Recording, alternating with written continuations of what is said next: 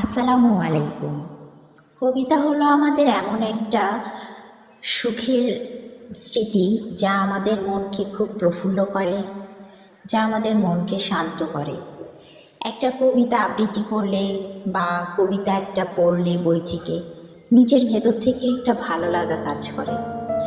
কবিতা আবৃত্তি করলে আমাদের উচ্চারণ সঠিক হয়, আমাদের ভাষা সুন্দর হয়, আমাদের সব কিছুতেই বলতে গেলে শুদ্ধ উচ্চারণের জন্য কবিতার গুরুত্ব অপরিসীম।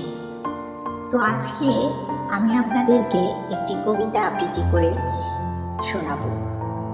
যদিও আমি তেমন তো কবিতা আবৃত্তি করতে পারি না, তবুও চেষ্টা করছি। আমার এই ছোট্ট প্রয়াসে আমার সাথে থাকবেন আশা করি।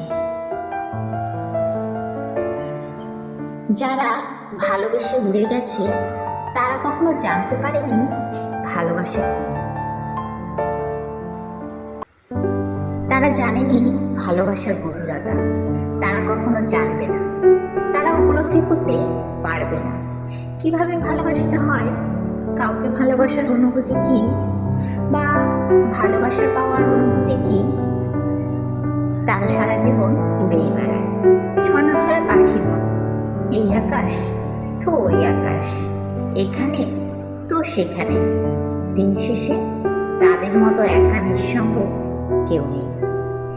আর যারা ভালোবেসে গাছের মতো রয়েছে তারাই জেনেছে ভালোবাসা হলো উপলব্ধি, কাউকে না পাওয়ার এক তীব্র আকাঙ্ক্ষা, তাকে হৃদয় দিয়ে অনুভব করা, উপলব্ধি করা। দিন শেষে হয়তো সেও একা নিঃসঙ্গ, কিন্তু তার হৃদয়ে ভালোবাসা আছে, মায়া আছে। আর যার হৃদয়ে ভালোবাসা আছে সে কখনো একা না, নিঃসঙ্গ না।